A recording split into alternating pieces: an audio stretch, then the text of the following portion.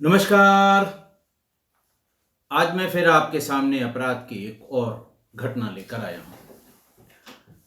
आज के अपराध की घटना शुरू करने से पहले मैं अपनी किस्सा गोई परिवार की किताब वर्चस्व के बारे में कुछ जिक्र करना चाहता हूँ। वर्चस्व हमारे सुधी श्रोताओं ने बहुत बड़ी संख्या में खरीदा, अपनी फोटोग्राफ भेजी, मैंने सब कम्युनिटी पर लगाया। लेकिन जो रिव्यू लिखे जाते हैं, किताब के बारे में जो कमेंट लिखे जाते हैं, उनकी संख्या बहुत कम है। प्रकाशक राजकमल प्रकाशन से जो लोग इसको देखते हैं, उनका ये कहना है कि साहब खरीदा तो काफ़ी लोगों ने, लेकिन इसके रिव्यूज़ नहीं हैं, रिव्यूज़ कम हैं। जबकि ऑपरेशन बजूका में जो रिव्यूज़ थे वो 100 के ऊपर पहुंच गए हैं और कर भी रहे हैं लोग, धीरे धीरे जैसे पढ़ रहे हैं। बाद में जिन लोगों को पता लगा है वो उसके रिव्यू लिख रहे हैं। तो मैं अपने सुधी श्रोताओं से यही निवेदन करूंगा, रिक्वेस्ट करूंगा, आपने किताब खरीदी, आपने किताब पढ़ी, तो उसके बारे में जो भी अच्छा बुरा आपको समझ में आता है, रिव्यू जरूर लिखें। रिव्यू से ही किताब की रेटिंग होती है और रिव्यू से ही अगला व्यक्ति, बहुत से लोग ऐसे हैं जो रिव्यू पढ़ के ही किताब लेते हैं, लोगों की राय जानने के बाद ही किताब के बारे में को खरीदने के बारे में सोचते हैं। इसलिए अनुरोध ये है कि जिन सारे लोगों ने, बहुत से लोगों ने, कम से कम मैं ऐसे 100 लोगों की फोटोग्राफ मैं उस किताब के जो हाथ में लेके खिंचवाई गई है कम्युनिटी पे पोस्ट कर चुका हूँ। अगर ये सभी लोग, बहुत से ऐसे लोग हैं जिन्होंने फोटोग्राफ नहीं भेजी, मेल भेजी, कमेंट में लिखा कि मैंने किताब खरीद ली है, तो बस यही अपने सुधी श्रोताओं से निवेदन कह लूँ मैं, रिक्वेस्ट कह लूँ मैं, आपने पढ़ा है तो आपने जहाँ से भी लिया है वहाँ इसका रिव्यू जरूर लिख दें। 2 लाइन 4 लाइन ही पर्याप्त है, मत लिखें बहुत डिटेल में। लेकिन आपको कैसा लगा, क्या आपका मत है, क्या इसमें सुधार की गुंजाइश है, इसलिए आप रिव्यू जरूर लिखें। अब आज का वाकया भी वही अपने उत्तर प्रदेश से है। उत्तर प्रदेश के जालौन जनपद के कैलिया थाने में 1 मार्च 2024 को फुलैला गांव और देव गांव के बीच खेतों में एक रक्त रंजित लाश मिली। सुबह सुबह गांव वालों ने 8-9 बजे यह शव नोटिस किया। फौरन थाने को सूचना दी गई। खून से लथपथ, सिर बुरी तरह से कुचला हुआ। पुलिस आई और उसी रात, यानी बीती रात 29 फरवरी की रात, कोई 12-1 बजे के बीच घर के कुछ लोगों ने आकर अपने लड़के 25 साल के आदित्य की गुमशुदगी लिखवाई थी। ये कह के लिखवाई थी कि वो अपने ताऊ के घर गांव भुआ गया था, जो उरई कोतवाली में पड़ता है। वहां से शाम को वो 6 बजे के आसपास ये कह के निकला कि मैं अभी अपने एक दोस्त से मिलने जा रहा हूं, और उसके बाद से अभी तक नहीं आया। बहुत खोजबीन की गई, उसके सारे दोस्तों के बारे में पता किया गया, पूछा गया, लेकिन वो कहीं भी नहीं, उसका कोई खबर उसकी नहीं मिली। इस आशय से लिखी हुई गुमशुदगी के बारे में फौरन घर वालों को सूचना दी गई कि आपने जो गुमशुदगी लिखवाई थी, ऐसा प्रतीत होता है कि उसी व्यक्ति की लाश यहाँ फुलैला गांव और देव गांव के बीच में खेतों में पड़ी है। घर वाले भाग के आए, क्योंकि वहीं पास में गांव भी था। भाग के आए और देखा कि ये आदित्य की ही लाश है। पुलिस परेशान हुई, क्योंकि प्राथमिक तौर पर, जाहिरा तौर पे किसी ने भी उसकी कोई रंजिश नहीं बताई। न तो खेत खलिहान की कोई रंजिश, न जर जमीन की कोई रंजिश, न पैसे के लेन देन की कोई रंजिश। बहरहाल पुलिस तीसरे ऑप्शन, जर जोरू और जमीन, जो मैं हमेशा बताता हूँ कि हर हत्या के पीछे इन्हीं 3 में से एक कारण हुआ करता है। तो अगले प्रयास के लिए कैलिया थाने की प्रभारी नीलम सिंह, प्रभारी निरीक्षक, उनके नेतृत्व में एक टीम बनाई गई। एसएसपी ने एसपी ने एक टीम बनाई जालौन के, और ये हुआ कि इसके सारे जो पहले कॉल रिकॉर्ड देख लें, लोकेशन देख लें, कब चला, कहाँ पहुँचा, इन सब चीज़ के बाद उसको इंटरप्रेट कर इसका अनावरण जितनी जल्दी हो सके किया जाए। मृतक की कॉल डिटेल निकलवाई गई, घर वालों की सबकी कॉल डिटेल निकलवाई गई। मृतक की कॉल डिटेल में अंतिम कॉल जिस व्यक्ति से हुई थी, क्योंकि ये इंपॉर्टेंट था, सभी ने ये बताया घर में कि वो ये कह के निकला था कि मैं एक मित्र के यहाँ, अपने एक दोस्त के यहाँ जा रहा हूँ और अभी उससे मिल के तब घर लौटूंगा। तो एक मित्र के यहाँ जा रहा हूँ, या तो पहले से तयशुदा प्रोग्राम था, या उस बीच में जब ये अपनी माँ को देखने के लिए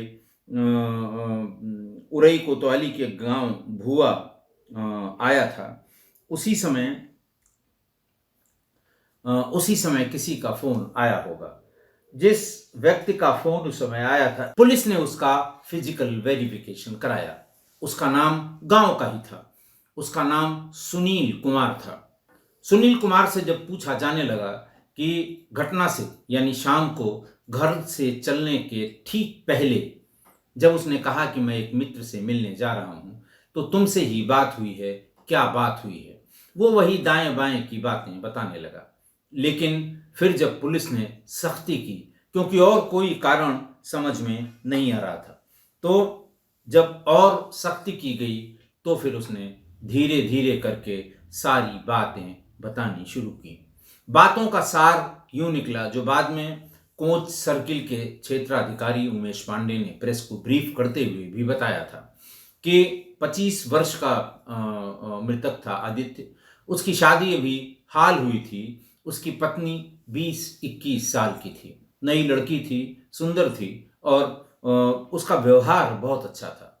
सभी गांव की महिलाओं से उनका यथोचित सम्मान करना, और जो भी आने जाने वाले हैं रिश्ते में, जो छोटे हैं या बड़े हैं, सबका उचित सम्मान करना। बोलती थी सबसे, बहुत ज़्यादा ऐसा नहीं था कि हमेशा घर के भीतर पर्दे में रहना, क्योंकि वो नव विवाहिता थी।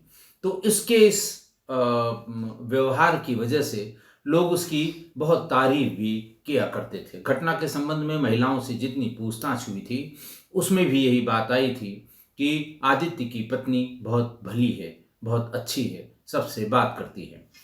सुनील ने यह बताया कि वो भी उससे मिलने जुलने जाया करता था। बस वही एक, जैसे कहते हैं ना कि नई लड़की आई थी, नेचुरल आकर्षण जिसे कहते हैं, उससे मिलने जुलने जाया करता था। और कभी कभी दोस्त की पत्नी होने की वजह से हंसी मजाक भी करता था, लेकिन वो इसका कोई उत्तर या प्रत्युत्तर नहीं देती थी। सुनील ने कहा, मुझे धीरे धीरे ये लगने लगा कि मैं जितना हंसी मजाक करता हूँ, शायद उसमें उसकी मौन सहमति है। मैं कुछ ज़्यादा ही उसके यहाँ आने जाने लगा, और फिर पूरी रात सोचता था कि आज मैं क्या कहूँ कि वो ये समझ ले कि मैं उसे बहुत चाहता हूँ।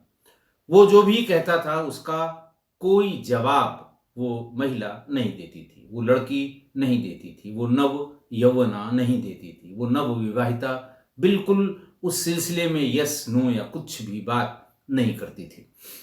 सुनील ने कहा कि मुझे ये लगने लगा धीरे धीरे, थोड़ा थोड़ा करके, कि ये इसकी मौन सहमति है, मौन स्वीकृति है, और वो मुझे भी पसंद करती है, मैं तो पसंद करता ही हूँ।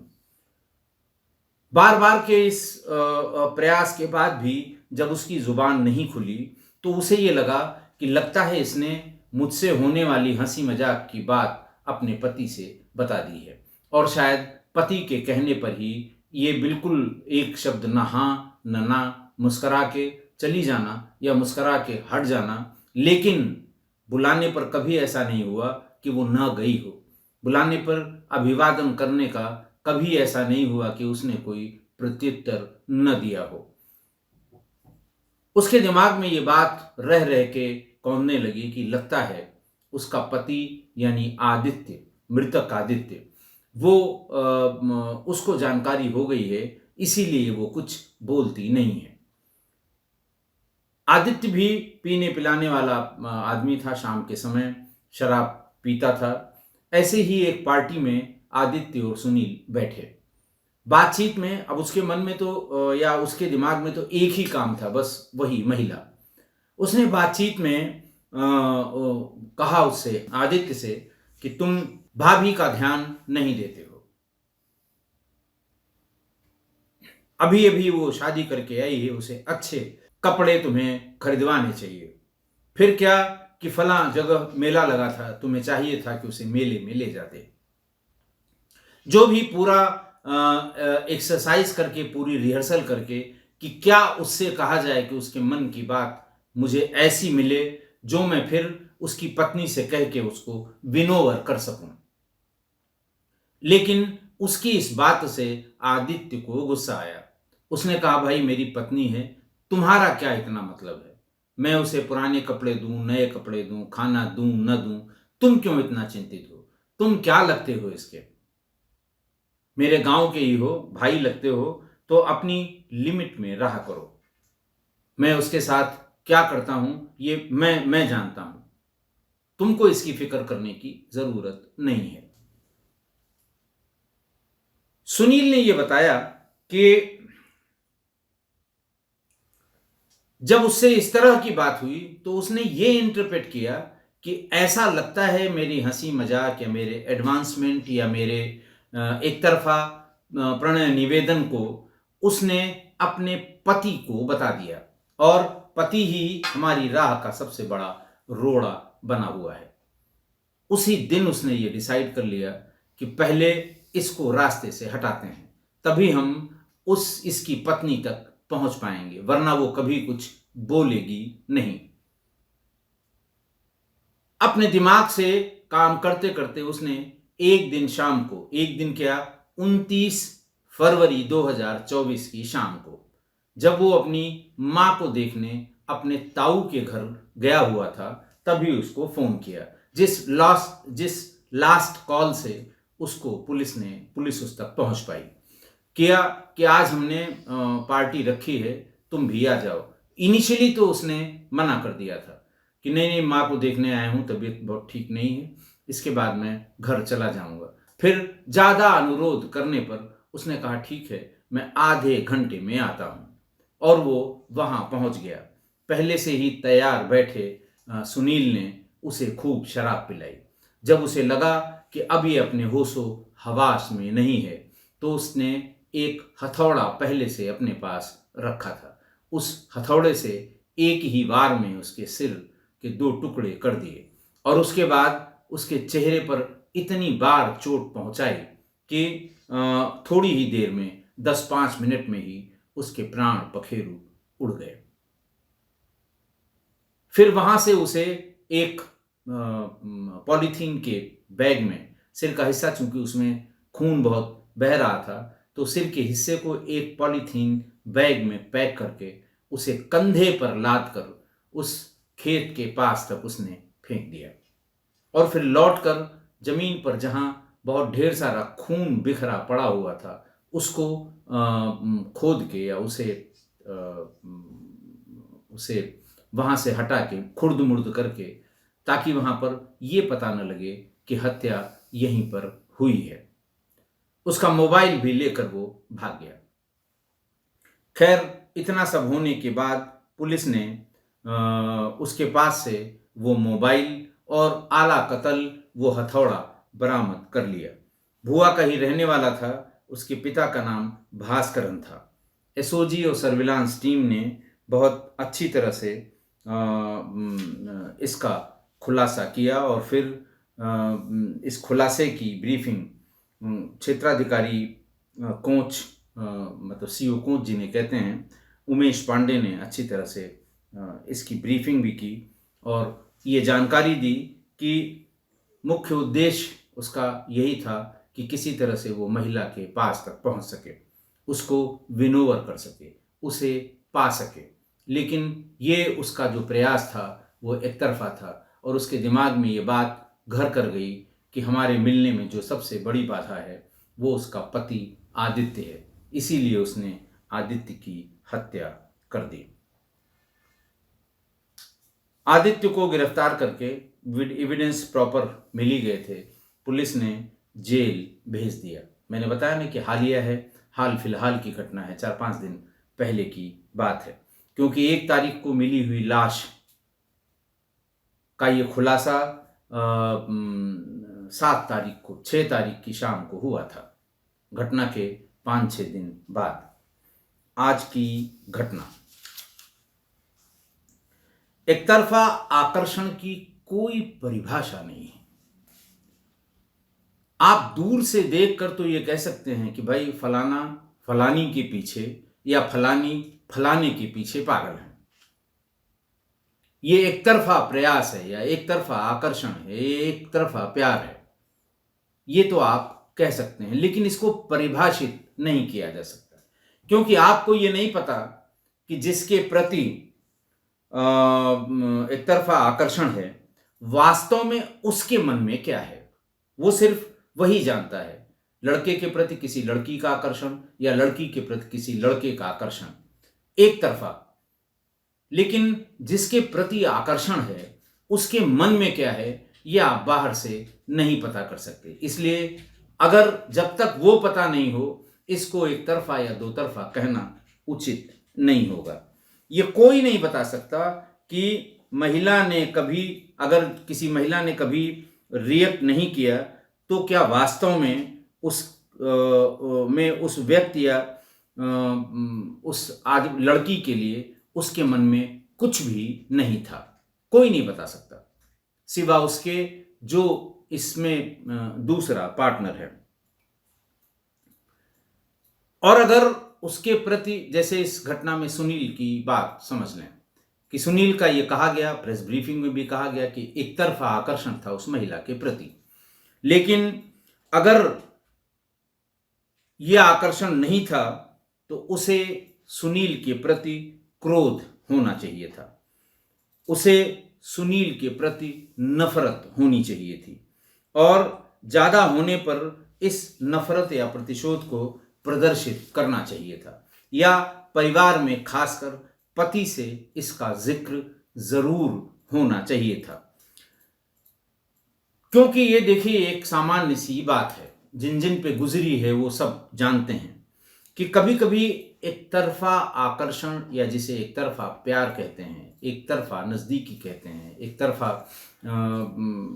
किसी का किसी पर जान देना जो कहा जाता है, उसको रिस्पॉन्ड करने में लड़की या महिला के सामने लोकलाज, परिवार के प्रति उसकी प्रतिबद्धता, अपनों के बीच बदनामी या समाज के तानों का डर इतना समा जाता है कि वो इस प्रणय निवेदन को स्वीकार करने की हिम्मत नहीं जुटा पाती। तमाम चीजें उसके कि अगर मैंने हाँ कह दी या इसके साथ मुझे किसी ने देख लिया तो घर वाले क्या कहेंगे, समाज क्या कहेगा, समाज ताने देगा, पति क्या कहेगा, ये सब तमाम जो हिंडरेंसेस हैं उसके दिमाग में आती हैं, और इसीलिए वो हिम्मत करके विरोध नहीं कर पाती और न वो कोई बात कह पाती है, पर विरोध भी नहीं कर पाती। ऐसा इसलिए कि उसके मन के किसी कोने में कुछ न कुछ चल रहा होता है, इसीलिए वो स्पष्ट रूप से नहीं कह पाती कि आइंदा से ऐसी बातें मत करना, तुम्हें ऐसी बातें करना शोभा नहीं देता, या ज्यादा बातें ऐसी करोगे मैं पति को बता दूंगी, मैं अपने सास ससुर को बता दूंगी। हिम्मत ही नहीं कर पाती हैं, और ये स्थिति बहुत खतरनाक होती है, बहुत ही खतरनाक होती है। जाने कितने अपराध इसी स्थिति की वजह से हुए हैं। एक तरफा आकर्षित होने वाला लड़का या लड़की उसके ना बोलने, उसके रिएक्ट ना करने या विरोध ना करने को मौन सहमति मान लेता है, चाहे लड़का हो चाहे लड़की हो।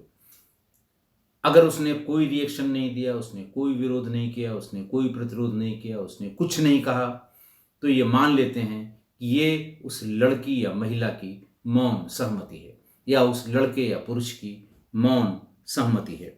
और जब वो अपने मकसद में कामयाब नहीं होता है तो उसके मन का जो आपराधिक तत्व है, उसकी जो आपराधिक प्रवृत्ति है, छिपी हुई, दबी हुई, वो उछाल मारने लगती है और वो जागृत हो जाती है कि अगर ये मकसद हमारा कामयाब नहीं हो रहा है तो हमें ये करना है या वो करना है। और इस घटना में भी यही हुआ। सुनील को लगा कि आदित्य की पत्नी की मौन सहमति है, पर आदित्य की वजह से महिला कुछ नहीं कह पा रही है, कुछ नहीं इशारा कर पा रही है, कुछ नहीं हाँ या ना में कह पा रही है। और इसीलिए उसने आदित्य से इसका जिक्र कर दिया, दूसरी तरह से जिक्र किया कि शायद इससे उसको कुछ पता लगे और आदित्य को, मतलब शायद उसके पक्ष में यह समाधान हो जाए आदित्य से कुछ बातें पता लगने के बाद। लेकिन उस समय तक आदित्य को इसकी जरा भी भनक नहीं थी। उसकी बातचीत से आदित्य को जरूर लगा कि इससे क्या मतलब है, और वहीं पर कहा सुनी हो गई और आदित्य बिफर गया कि तुमको इससे क्या मतलब है, मैं कुछ उसके लिए कर रहा हूं या नहीं कर रहा हूं, तुम कौन होते हो। और इस नोकझोंक को आदित्य ने इस तरह इंटरप्रेट किया कि शायद इसकी पत्नी ने इसे सब बात बता दी थी, इसीलिए ये इतना खराब रिएक्शन दे रहा था, और जब तक ये है तब तक मैं उसके पास नहीं पहुंच पाऊंगा। इसीलिए धोखा देकर, धोखे से बुलाकर, शराब की पार्टी को बताकर, क्योंकि वो भी शराब पीता था और सुनील भी शराब पीता था, उसको बुलाकर धोखे से शराब पिलाकर हथौड़े से उसकी हत्या कर दी गई। देखिए, आज की घटना से ये जाहिर है कि सारी समस्या साफ साफ न बोलने, साफ साफ इनकार न करने, हिम्मत दिखाकर मना न करने की वजह से हुई है। शुरू में ही उसने मना कर दिया होता कि भाई ये आप जो करते हैं, ये मजाक जो करते हैं मुझे पसंद नहीं है, आइंदा से ये मजाक आप नहीं करेंगे, आप करेंगे तो मैं सबको बताऊंगी, बात ही खत्म हो जाती। लेकिन कुछ न बोलना, साफ साफ न बोलना, इनकार न करना और मना नहीं करना कि नहीं आप ऐसा नहीं करेंगे, शायद इसीलिए उसकी हिम्मत इतनी बढ़ गई।